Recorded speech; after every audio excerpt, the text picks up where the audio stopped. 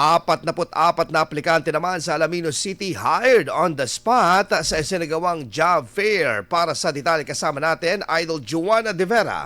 104.7 IFM. Report!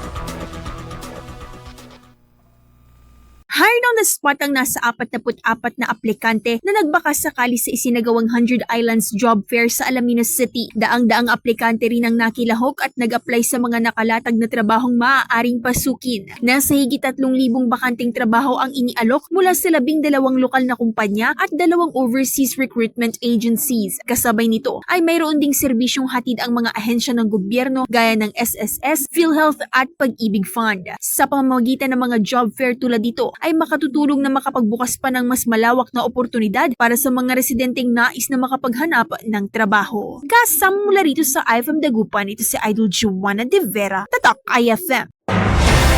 IFM News. IFM News.